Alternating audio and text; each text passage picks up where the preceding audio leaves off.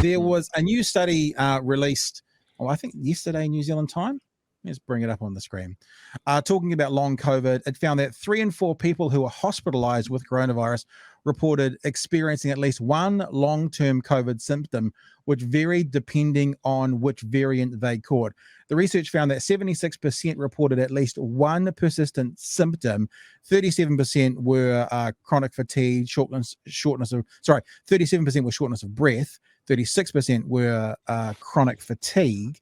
And they also found in the survey that type 2 diabetes appeared to have a lower risk of developing long COVID symptoms. Yeah, so I guess the thing about studying long COVID is you need a long time.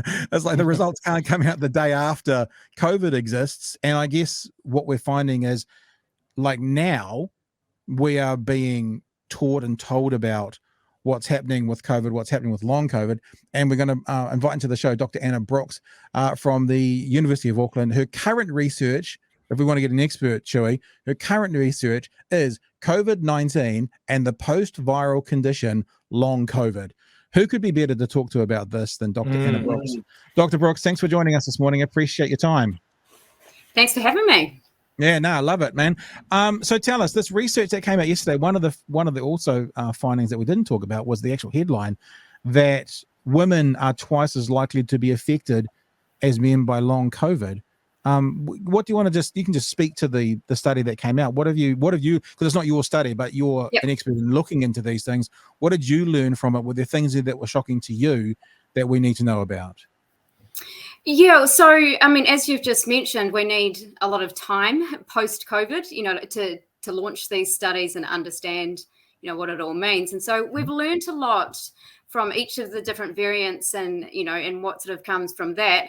But it's also important to, reflect on that moving forward, that now we're with a variant that we have no information on. So what we learned from, these studies coming out, a lot of them were from the earlier variants. Like, we've heard previous months, the long-term effects on the brain, the long-term effects, that you've got an increased cardiac risk, and all of these things coming through.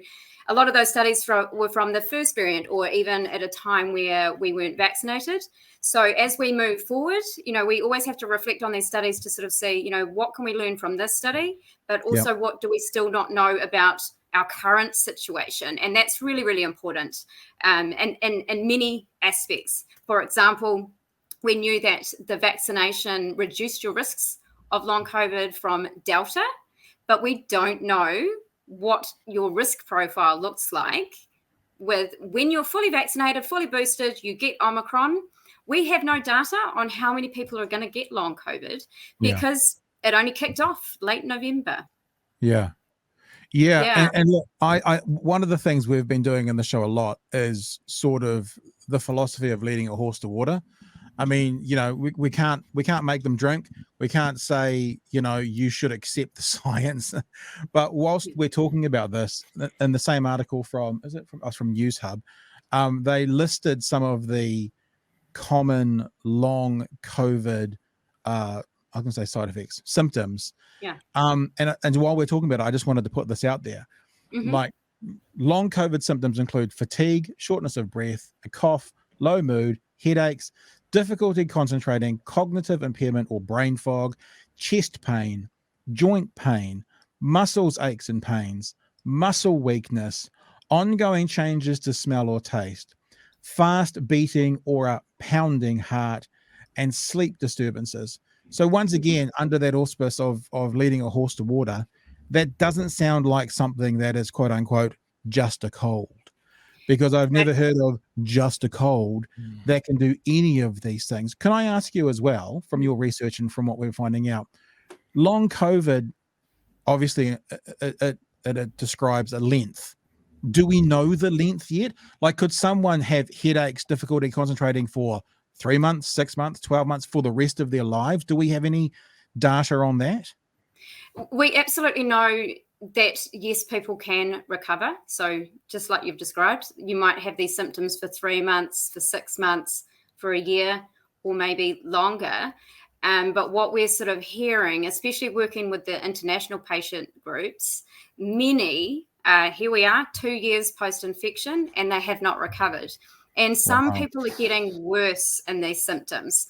So that's what sort of the key aspect of awareness right now is, that we hope by spreading this message to, listen to your body and watch for these symptoms, is that we hope to get more people through, recover after 3 months, 6 months, 9 months, by spreading that awareness that we know that resting certainly helps. We don't have a magic pill. We don't have a magic answer, but we do know what we do know has come through patient engagement. And sometimes what people have told us is that they reflect upon their illness and they sort of say, it could have been that very stressful time in my life where I pushed myself.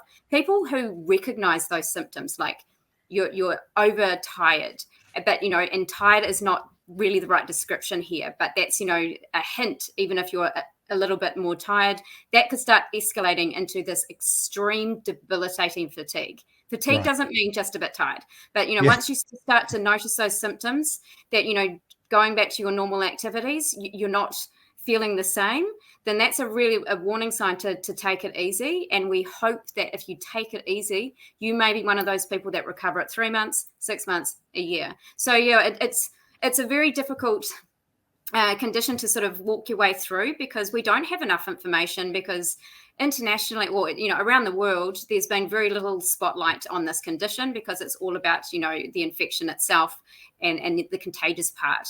There's been very little emphasis on the post-acute phase, as we call it, or the debilitation that comes thereafter. So that's why we want to get the message out there. We really hope that these symptoms will be a short term for some, but again, Omicron's new. We don't know enough about on the international stage as to, how many people will be permanently like this, because we know that post-viral illnesses can lead to ME/CFS, which is the chronic fatigue syndrome from, which can also be caused by viruses. And, that can be lifelong. This is why I've been so cautious around people saying, hey, look, it's COVID, you get it and you're done. Yeah. It's so new. We just don't know. Yes. And I mean, I've got friends and acquaintances that have dealt with various chronic illnesses in their life, and we're just not set up to deal with it. I don't want to roll the dice on something like this and deal with something like brain fog, which would take me out of my job for an unknown period of time. Exactly. It really concerns me with the rush to get back to normal. Yep. That people are rolling the dice on this. Yeah, and just to reflect on that, really honing in on this isn't a cold or a flu. There's this virus attacks, our vascular system, our blood vessels. So when that happens, you're getting widespread inflammation, what we call systemic inflammation. It's upsetting our blood flow. It upsets the oxygenation of our organ. Basically, it affects everything. That's why if you look at some of these studies, the symptom spectrum can be 200 types of symptoms, all all causing crazy, what we call a crazy constellation of symptoms.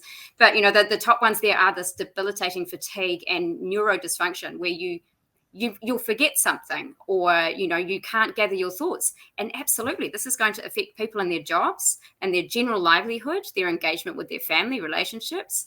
And so absolutely echo that. It's a really rough place to be in this pandemic, where there's this widespread ideal that will get Omicron, get over it and move on. This virus is not like the other ones. This does silent damage in our body, and we need to, rest through that while we don't have the answers. And, that's where my research is coming in, is that we want to urgently understand, the markers in the blood. So proteins that are circulating that show us that your blood vessels are damaged and that your inflammation's ongoing, so that we can, feed that through to treatments and reverse this condition. And that's where the real urgency is that we want to understand this condition more so we can help people reverse it.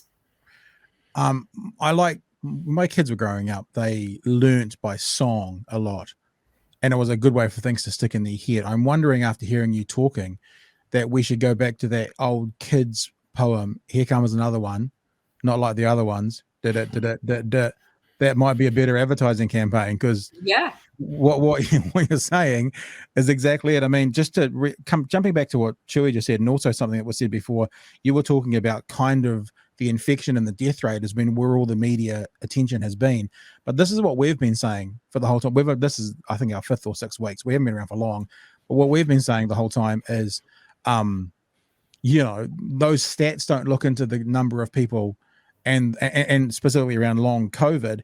And also it made me think, when you were talking about it's new, like the same people who are refusing to get the vaccine because it's too new are the ones who are making lifelong decisions on a virus that is also too new. Yeah. So it's that we pick our own path, I guess. It's that thing that they're not. Fair enough. If you don't take the vaccine and your argument is too new, then you shouldn't be making any lifelong decisions based on a virus that is also too new. I did want to ask you though, this research that we've been talking about that came out yesterday did talk about hospitalized people. What about those people who aren't hospitalized? What is your research showing about non-hospitalized people when it comes to long COVID? Yeah, so that's another one of our frustrating points when some of the studies come out, because we're still seeing people say, or it's still getting reported that you've got a higher chance of long COVID if you're hospitalized. It's linked to severity, and that's just not true. So you have to understand that from these studies that it's how a study's designed. So people who are hospitalized, it's an easy way to recruit onto a study. So therefore, that study suggested you have quite a high chance of long COVID. But when we work, all the work we do with international engagement with the large patient groups, like the UK alone has over 1 million people with long COVID, right? Wow. And the large percent never went near a hospital. It's not to say that it's mild. I hate the term mild. It's offensive to someone who was in bed for a week, feeling near death's door, to say that was mild. They just didn't get serious enough to go to hospital. So we know that that's the case. We also know people who have long COVID who barely recognize that they were infected. This is a virus that has the ability to evade the immune system, especially Omicron. Our vaccinations are critical to shut it down because our body reacts really quickly to get rid of it, but it's actually not perfect. Omicron evades the immune system. So that's why there's loads of us getting symptoms from getting infected. And if you have symptoms, that gives you some form of risk of long COVID. And that's why it's also frustrating when some of these studies are extrapolated. So whether it's hospital cases, therefore it gets extrapolated that it's only severe cases, or, a study that says vaccination protects against long COVID. But again, that was Delta. We always need to be in the moment and what is happening to us now. Just like if a new variant comes along, we won't have data on that either. So, it's a precautionary approach. If you can not get this virus, that's where we want to go with this. And in the same vein, if you get Omicron and you're like, "Oh, that was rough," or "That was easy," you're going to be susceptible to the next one. The immunity from exposure to Omicron is not bulletproof, nor with the vaccination. So we're sort of calling for from a national perspective, what's next? What is our path through this? What does that look like?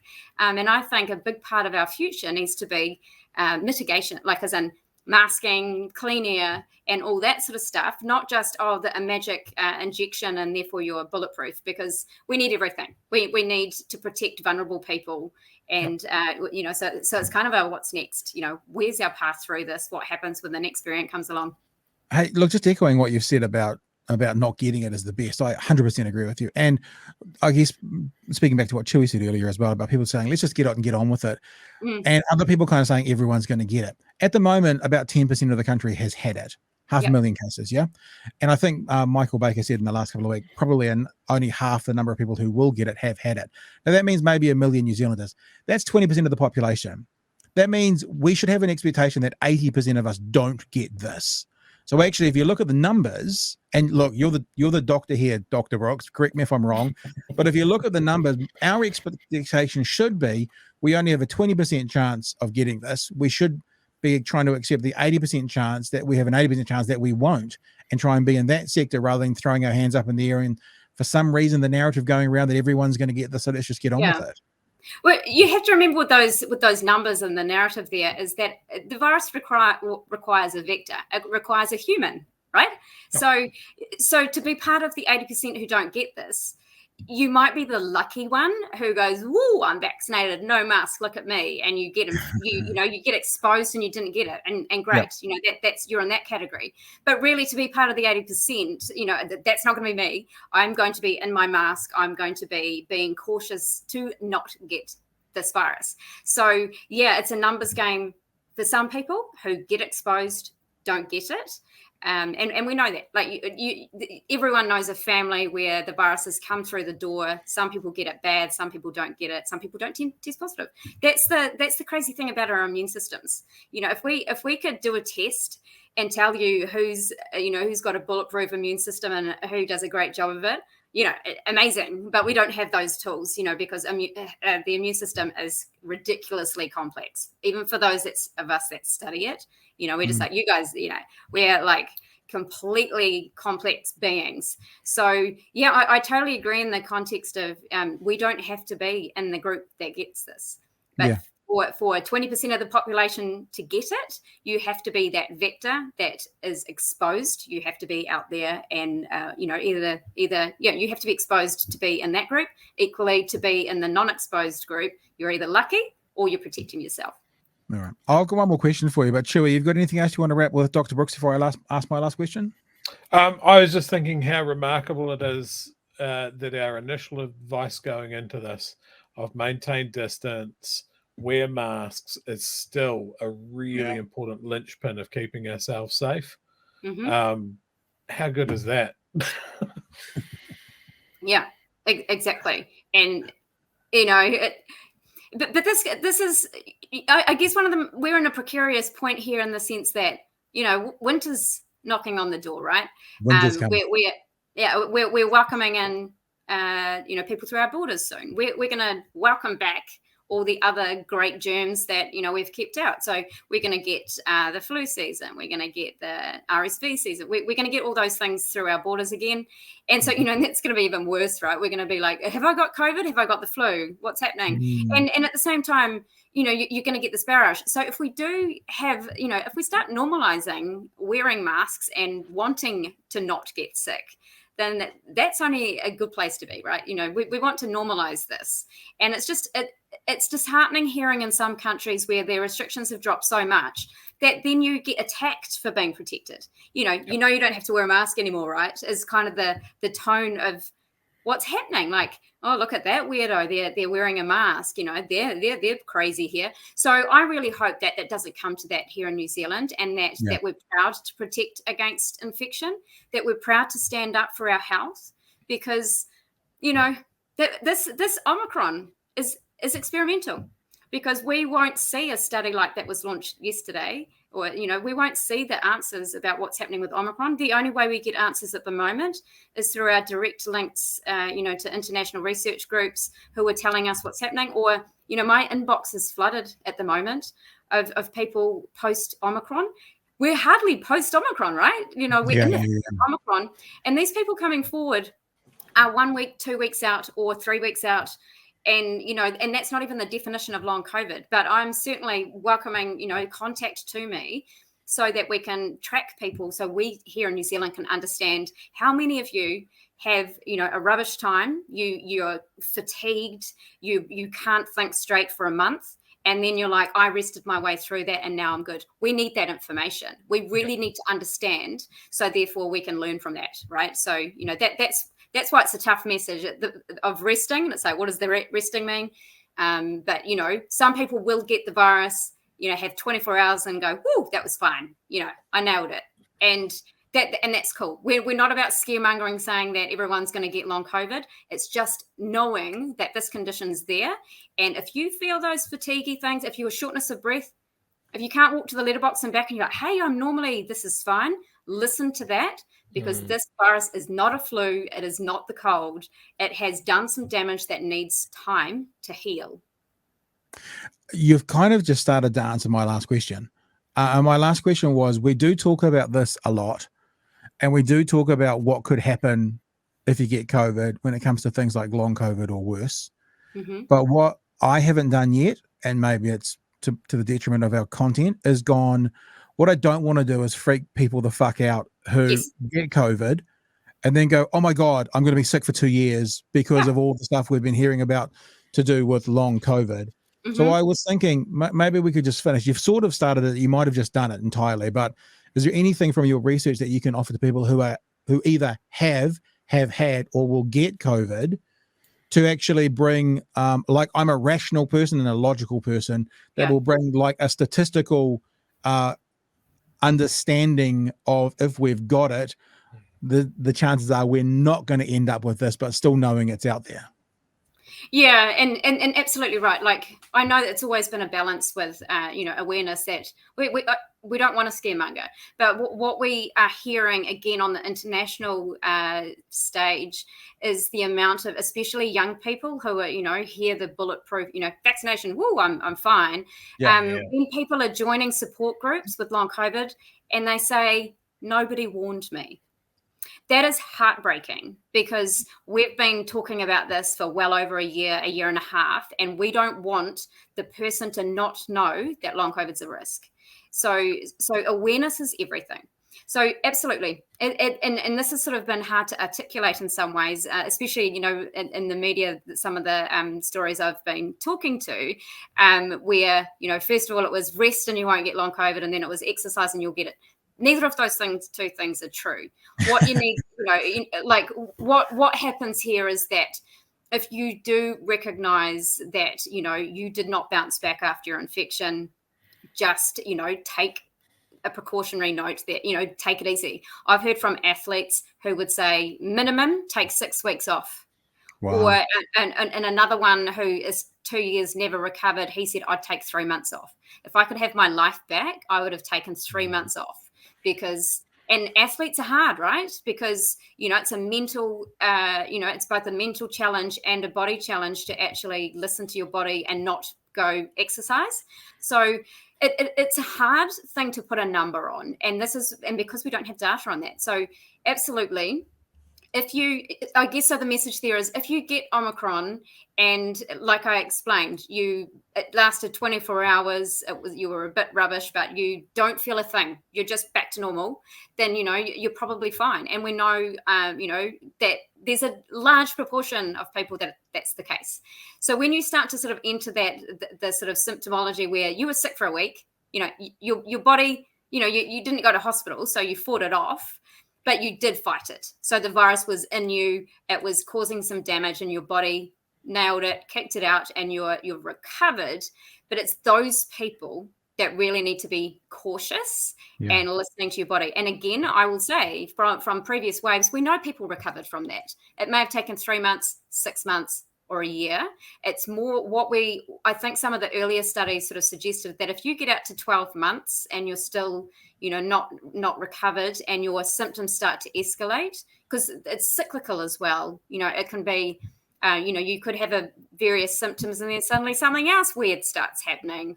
So, and that's sort of this long-term, the long part of it, if you like, is that as time progresses, it's not just that you're slowly recovering, you're actually getting worse. So, and we believe that's going to be a lower percent. Can't give you a number on that with Omicron, but, like the World Health Organization sort of predicted that beyond 3 months is 1 in 10. But then there's no study on Omicron. We hope that's lower. We hope that, but even 1% of 500,000 people who are infected is a large number. And we just want that awareness to look out for those symptoms, reach out to us, come be part of the research, be a guinea pig, sign up and sort of, track what's happening in your blood and all that sort of stuff so that we can help, the next phase, understand, the next variants and, help us understand more what's happening with Omicron. So it's a difficult one, but it's definitely not a scaremongering thing. It's awareness. People beg to have known this in 2020. Yeah. And it's a little bit like you hear stories primarily out of America about people in hospital wishing they'd been vaccinated and all this. So we don't want, no matter what disagreements we have with people who may not want to be vaccinated and stuff, my rationale and reason to want to lead horses to water is actually I don't want people to get sick and end up in hospital and die or get longer. That's honestly even though I've had some interactions with the so-called anti-vaxxers, like I don't want you to get sick either. Like I really don't Absolutely. want you to, and when I see a group of people in parts of Dunedin and COVID is going through them all and they're all anti-vaxxers, I'm just like, dudes, I mean, just I hope you have a mild case. And the problem is if they have a mild case, they're like, see, I told you it was nothing. But I'm like, I'd rather you could say at the end of it, I told you so, and you're okay, than you got incredibly sick because you weren't boosted. Hey, we're going to move on. I wanted to say, though, because you mentioned athletes, it was both good and bad to hear Beauden Barrett from the Auckland Blues. We're not going to talk about the game between them and the Highlanders, but Beauden Barrett, it was said by the announcers that he was, quote, struggling to bounce back from COVID. So it was good to hear them say that he was struggling with it and he wasn't to full peak. But I also thought the idea of saying he was struggling to bounce back implies, most people just bounce back. So it was kind of a bob each way on that one. But mostly I wanted to say, you were talking about your email inbox being full. Thanks for answering our email today. Yeah. And making yourself available to have a chat with us on Big Hairy News, as we call it. And Dr. Anna Brooks from the University of Auckland, thanks so much for joining us. We really do genuinely appreciate your time today. Awesome. Thank you so much. No problem. Cool.